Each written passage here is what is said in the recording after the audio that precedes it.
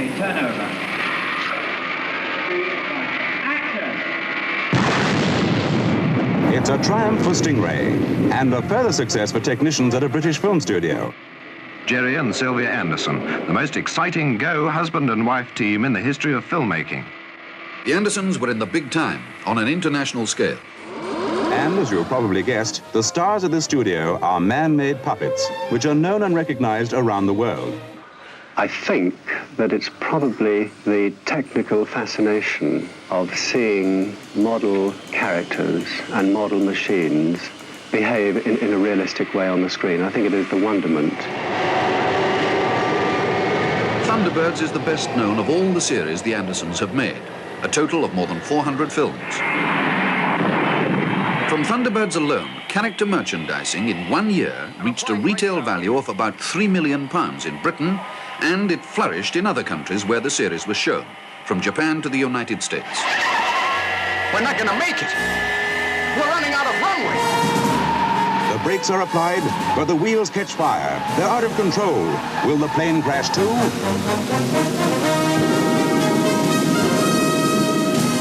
We can't tell you, but when Thunderbird reaches the world's TV screens, just ask any child.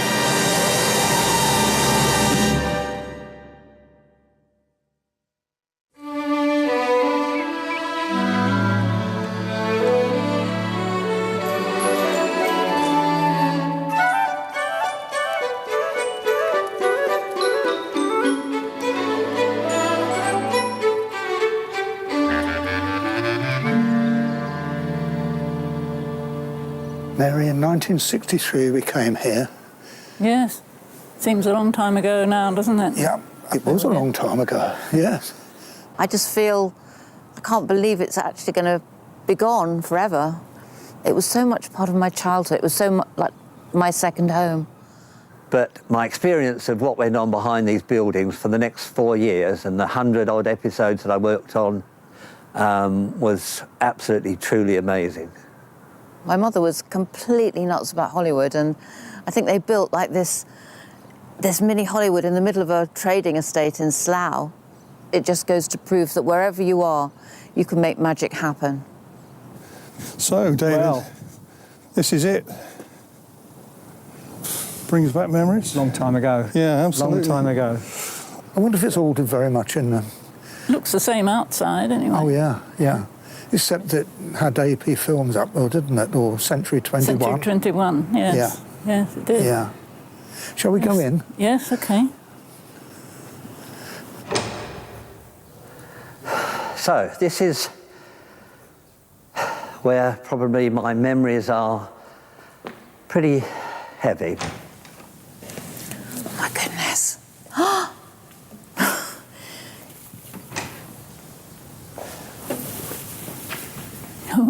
Good Lord. Is this really where we used to be in those days? Yeah.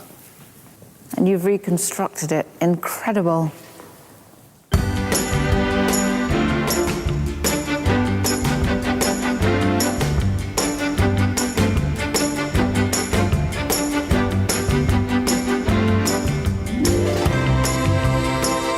Thunderbird 1 will be underway in 30 seconds.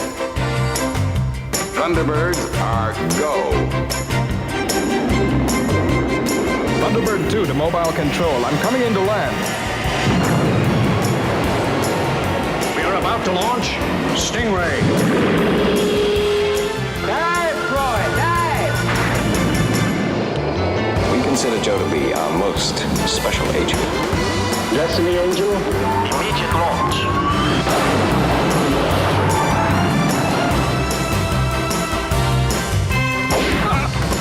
Captain Scarlet is indestructible.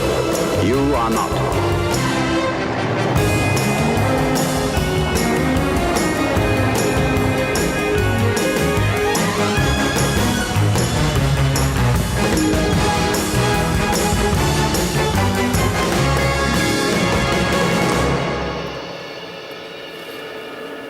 So here we are, Dave, special effects bit here. Yeah. Just enough room to take a 14-foot square tank. And we had a sky backing. We did. Curving. With sky pans. This was special effects just here, wasn't it? Then it was Yes. us, and then Alan Patillo. The stage and beyond, yeah. Two puppet stages. Yeah. But there's some puppets down there. Should we go and have a look? Yes, they're sitting up down there on something, aren't they? Oh, wow, look, the Rolls Royce. The old Rolls Royce. And Parker's even sitting there, look. Yeah. This is just awesome. And look at this. Fab One and Parker. Yeah, this was the puppet scale one. Yeah. I mean, you had all the small scale. We did, yeah. For all your special effects. I mean, it's still a lovely design, isn't it? Yes, yes. Was it Derek Neddings did all this, didn't he? You know, he designed did it, the design. didn't he? Yeah. Good design. One of Derek's classic designs. It was indeed. And Tracy Lounge. I control most of the rescue operations from here. It was a pretty easy set to shoot, but because the floor space was quite vast, because it was a master set and used constantly, you had to build it in sections. Then you came round to here, so one of these characters would come through on the video phones, pull half the set out, get the camera in to do the close-ups. Go ahead, John. We have our first emergency call, Father. The new Fireflash Mach 6 atomic airliner is in distress at London Airport. The Fireflash? Why, that's Tintin's aircraft. How nostalgic. It all comes back. Yeah. It's like yesterday. In some ways it is, isn't it? Yeah. And yet it's such a long time ago now. And I remember all the puppeteers being up there and all the lip sync, the voices were put to the puppets, all the miniature sets that are here now again. It's absolutely incredible. And it's really quite emotional for me. My main memories of this building are filming Thunderbird 6.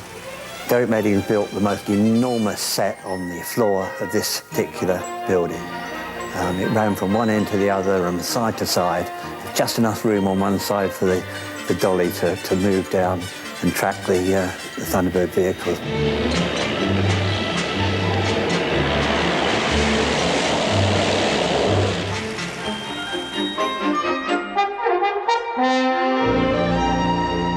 Typical size of the model that would have been situated in the centre of this whole building, this set here.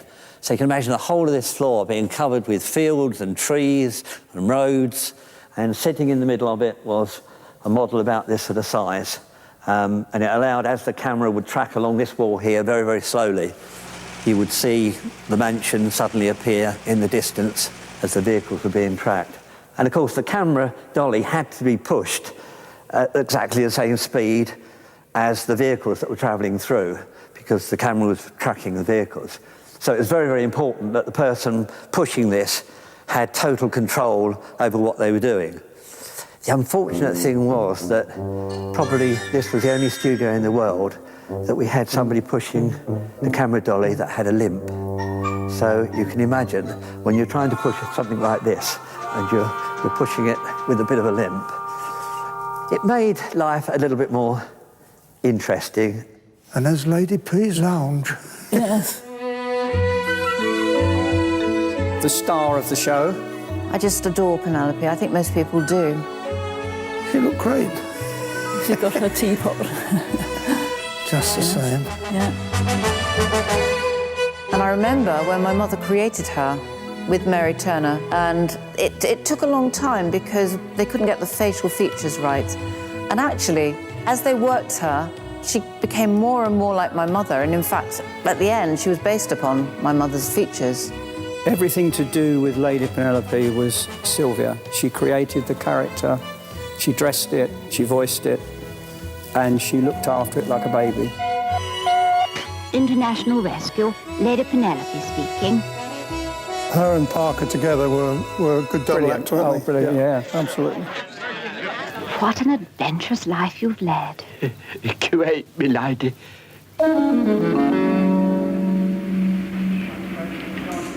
Working on the bridge was sort of remote from the rest of the studio. We were just looking down on people's heads, and they were talking amongst themselves and taking no notice of us. And often we were just forgotten, obviously, from the people below. But I was always conscious, you know, that girls were hanging over the bridge, holding puppets, and they're very heavy.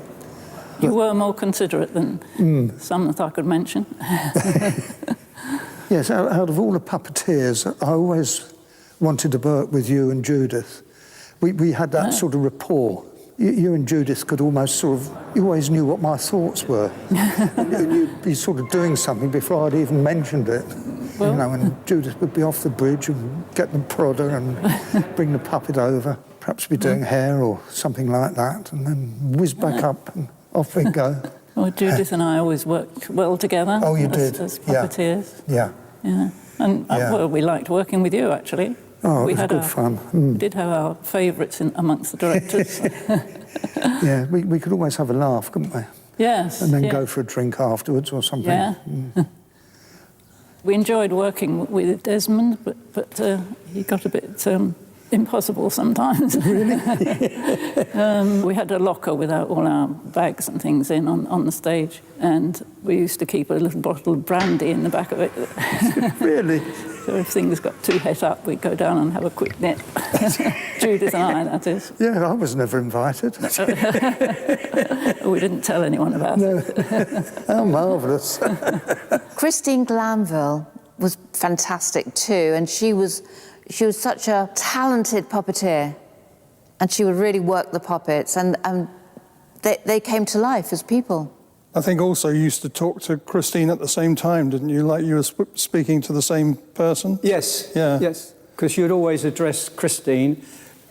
Can Lady Penelope do this? Can Lady Penelope do that? Can Jeff do this? Can Jeff do that? You always refer to them as people. So you don't think about filming them like puppets. You think of filming them like real people. I'll meet you at the main cabin. If you filmed a person, then you have to film this in the same way, but you're obviously working on a smaller scale. I think if you think about that, that's why it looked like it did, because you never thought you were doing anything other than a real show.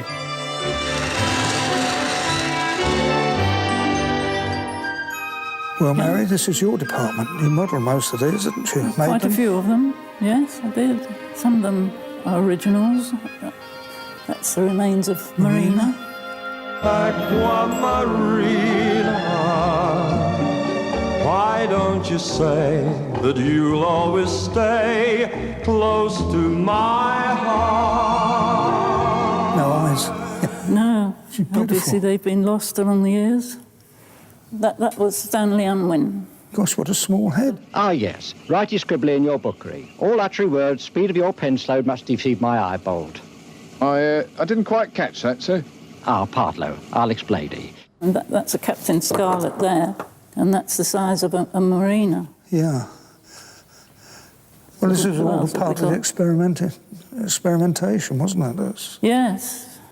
Yes, there's the hood. Oh, yes. They've done They're different expressions, aren't they? They are, yes. There was a normal one, a smiler, and a frowner, and a blinker. That was for our stage, and then the other stage had to have the same, I suppose, or did you interchange? No, they had one. They had a normal, and then we interchanged the expressions. So that was 5 heads altogether. This is a replica of Parker. Yeah. It's very good, isn't it? All the inside workings. They were quite heavy because they've got the metal bits inside too. And the eyes work. We weren't allowed to walk them, of course. We did that, didn't we? Sort of. Yes. We'd walk them behind crates and all that sort of thing. Yes. It was thought that their walk wasn't human enough. Now, those are new puppets, aren't they? Mr. Charles and Dawkins. Be careful with that tapping device, Dawkins. We don't want them to suspect we're listening to their conversation. Sorry, sir. I don't think they realize anything is amiss. Excellent. Keep listening, Dawkins, to make sure.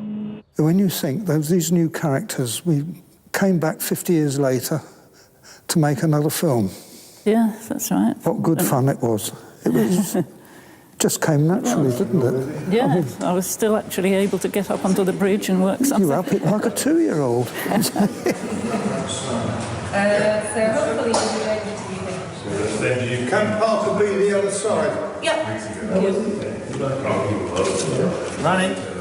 Action. You've got some pretty good gadgets that maybe could improve your security. It's awfully sweet of you to offer, Jeff, but I really think I can handle things. That was very good. Print. So far. And the new ones, the new three new ones, they're brilliant. No, they are really good. Well, when I went to the stage, I thought, this is amazing. It's just a replica of what we were doing. Yeah. It was a mirror. It was great coming back. It was great. Yes, it was, wasn't it? They made a good job of the They're beautiful, aren't they? the new puppets. Yeah. Thunderbirds are definitely go. Wow. Well, this is amazing. Probably 50 years since I've held one of these, one of the original Angel aircraft. And of course, as a beautiful model as it was so vulnerable because you can imagine every time that bounced off its wires, that broke, that broke, that broke, that broke, that broke, constantly being repaired on a probably an hourly basis during the actual series being filmed. I think we had at least 3 different sizes of it.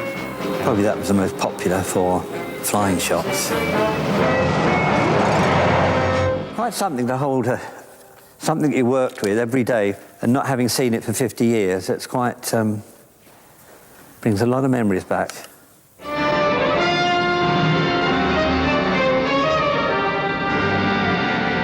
I mean, this really indicates the way we worked, where it was so much simpler to build 2 vehicles.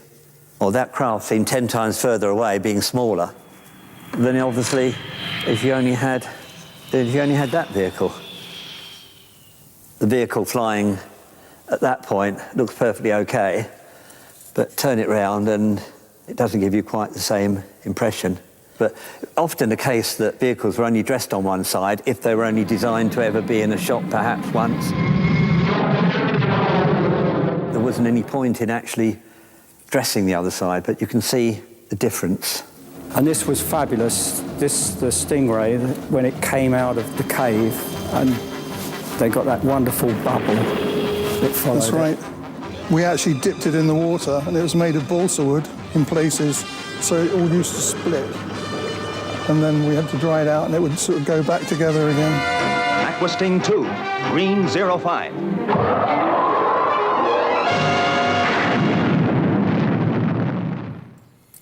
And the wires had a control where you could actually bank as you were flying it. Like a little T-piece on the top. Same for Thunderbird 2. Yeah. Oh my gosh, Thunderbird 2. I can't believe it. Thunderbird 2, of course, well, he never ever stayed on his wires. I mean, there wasn't a day when he didn't bounce off his wires, and we'd repair him with bits of plasticine just to get the shot going. New car body filler, mainly for all the actual repairs on these sort of vehicles. But the fins, the nose would always get smashed to pieces. That was my main thing, that one. Thunderbird 2? Yeah. Well, it was probably quite heavy, wasn't it? It was pretty to fly. heavy. And I was up on a big stand with a scaffold pole out and a rope tied up on the top there to hold on to. Then I'd have to swing out over the camera like that. Yeah. With this beast underneath. This was Thunderbird 1 Bay, wasn't it? It was, absolutely. And that was just hauled on one wire over a pulley at the top. And I'd walk in one direction and the Thunderbird would come up through the... On a pulley system, you would just pull it straight up.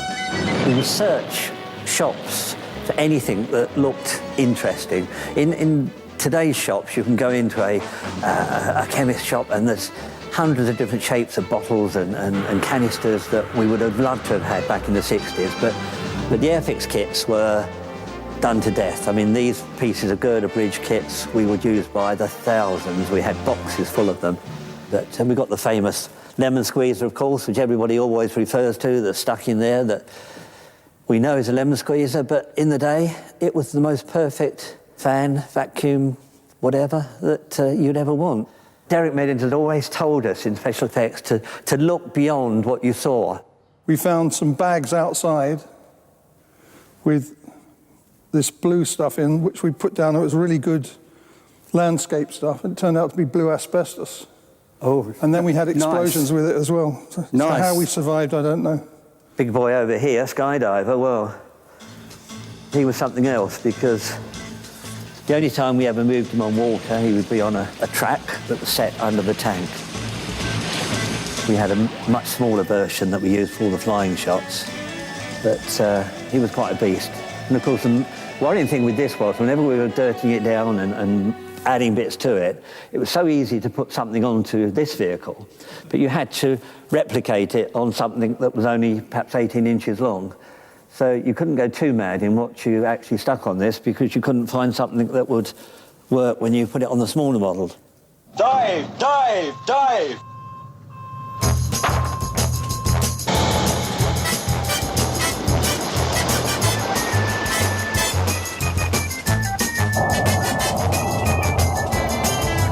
Derek Meddings was brilliant. He was just the best special effects person on the planet. I know that he influenced so many people in movies after that. The images that he used to manufacture, I mean, it was like a magical sort of experience for me as a kid. I just didn't understand how it happened, but he had that magic himself. Derek was extraordinary. Do you remember we could hear what was going on Derek Meddings' stage? Oh, yes. I remember when he was shooting the titles for Thunderbirds, he used to use petrol jelly, and he'd cut holes in his stage and put a little pail in there, or put the petrol jelly in, and then ignite it by an electric fuse. And he overdid it a bit when they were doing that, and the petrol all exploded and stuck on the ceiling.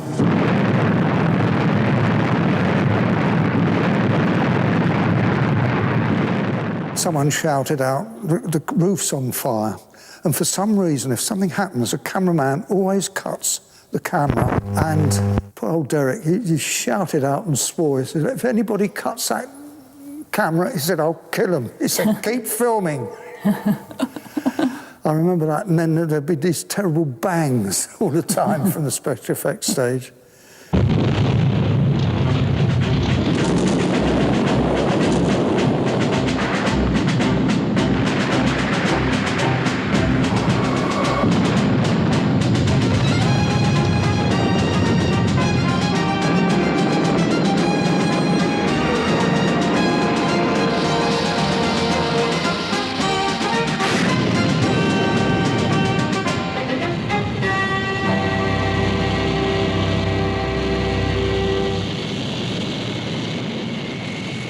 We always dreaded the special effects people coming onto the puppet stages.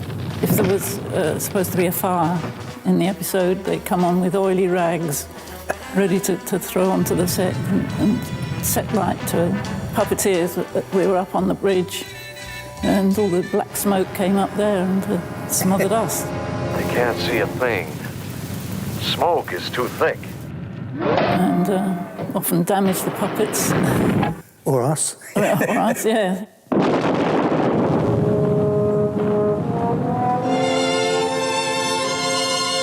Oh, folly. Oh, dear. It would appear there are times when the tiger takes no notice. I remember Derek Meddings was on the stage on the alligator film. He got in a tank with all these alligators, and they're about that long. Yes, I remember and they were on seeing strings. them. Do you remember? Yeah, yeah. And Derek Meddings is in this tank, and he said, "Let's finish that." And someone pulled a string and said, "There isn't an alligator on the end of the string." And I've never seen Derek Meddings move so quickly in all my life. He was out of that tank. Switch on the display, Lieutenant Green. Yes, sir. And The field that was at the back of that fence was where we used to play football in the lunchtimes. Inter-department football matches. Yeah, we out did, here. absolutely. So whether it's special effects or puppets, we all mixed together and we'd have a game of football in the summertime out on those fields that are now part of a housing estate. 5, 4, 3, 2, 1. And the car park for everybody to look at. There was a magic of a feature film being played. Derek wanted the beauty of the natural sky for his launch sequences for Doppelganger. And so he built a gantry across from one building to the other. You know, it would have been up there about 5, 6 feet high. In this split second of time, you can share an adventure unlikely to be repeated in our lifetime. A journey to the far side of the sun. This is where I would have come every day through these doors for the Rushes Theatre, which was set up just in the corner over here. So the corner of this building here would have been all the Rushes Theatre, projection room at this end, and the entrance would have been through the corridor at the end there. To see your work every single day being shown to what was to me an elite team of young lads that all had their own impressions of what was good and what was bad. To see it each day, you made something from nothing, and there it was on the screen. So, I remember this well. There was a long corridor here. All the cutting rooms were down this row here, and they would have been about this wide. And they were like chicken hutches all the way down. So this was the corridor. This came round here and led you into the stage here. Now, back there was John Brown's model shop. Right. So this would have been workshops for puppeteers, for model making, not necessarily your model making, no, set building. but it would have been for props for the puppets. And I think that's all this building consisted of, apart from the offices at the front. I think my parents' offices were down here.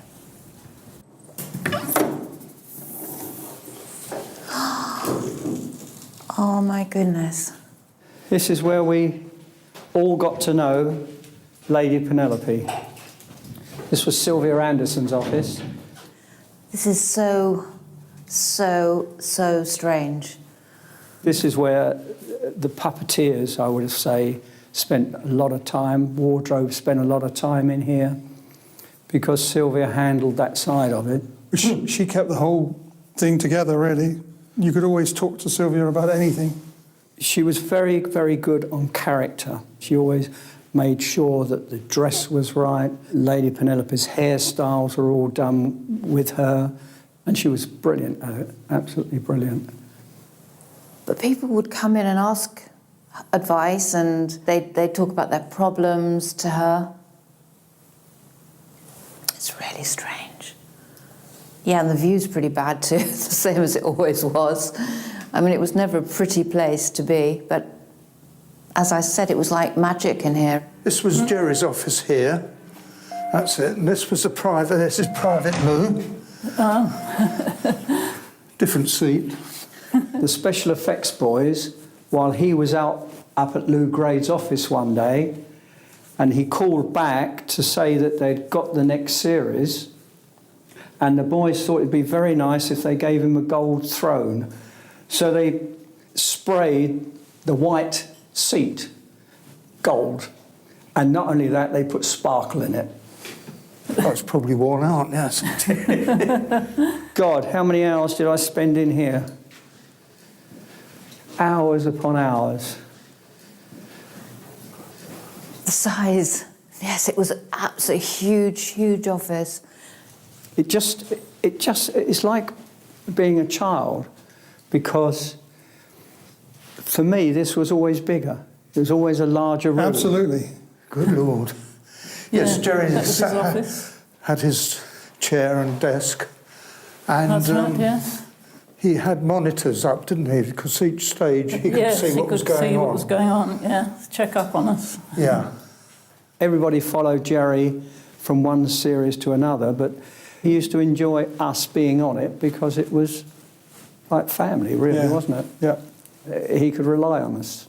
It was a family. It really was a family here.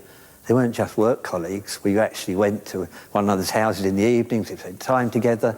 We went to weddings together, and christenings. We saw one another's children that were married. Yes, there's quite a few of us that are no longer here. Yeah, gosh. No, unfortunately. Yeah, it is unfortunate. You know, this lot's going to be demolished. Yes, yeah. If they built new factories here, I wonder if we could come and have one of those. Do some more Supermarionation. Yes, that would be funny, wouldn't it? In fact, it would be really good. Especially as I've just learned how to get here again. Yes. Yeah, yes, it would be nice, I think. I think to know that these buildings were always here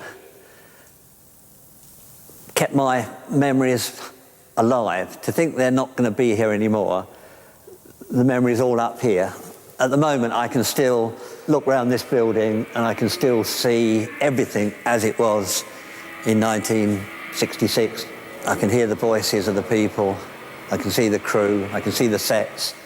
I mean, I don't come back here at all now, but I always think of it being here. So to me, it's the end of an era. And it's sad, but it's new beginnings. How sad. It's all gone. Yes. Because I wasn't here when all the studios closed down, but... No, that was at the end of Secret Service. Yes, I remember that. I mean, I still believe in 1969 we were the most advanced special effects studio in the world for miniature effects, and yet that wasn't taken advantage of. And probably one of the saddest days of my life was in the December of 1969 when we got our pay packet with a little memo inside it that said, in 2 weeks' time, you're all going. That's the end of it. That's the end of the studios. And I couldn't believe it. Even worse than that, because what we'd been making in the special effects department was being destroyed in front of us on a daily basis by an outside company that had been brought in and just been told to smash everything up that you could see and put it into skips, because who wanted it? Had no value. Who wanted a Lady Penelope's Mansion? I mean, who wanted a Thunderbird 2? I mean, knowing that we were all going, knowing that the team would never be probably put back together again, was hard to live with, really. I just wish that one magic snap of a finger that it could all be back as it was in 1966 and the same crew were here.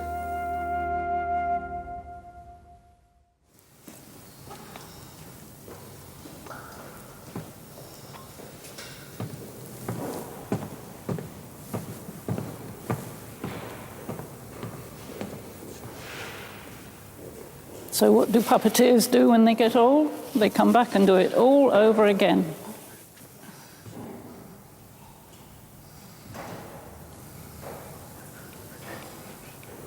Turn over and action.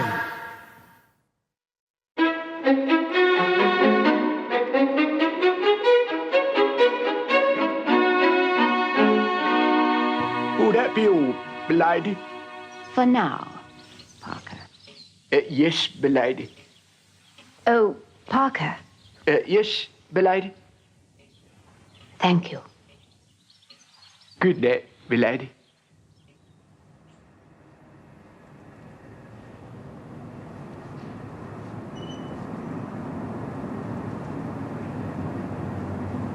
Cut.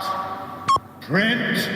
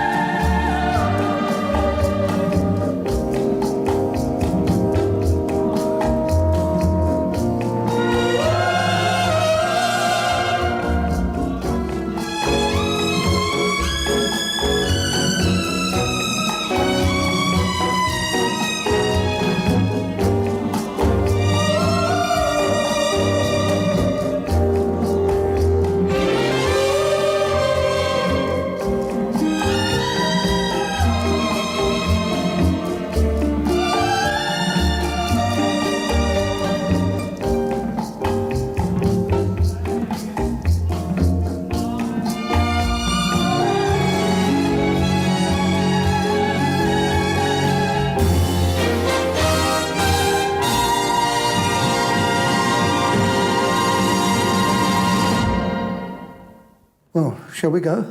Yes. It's been fun visiting. After you. Thank you. You going to the... Oh, it's the wrong one.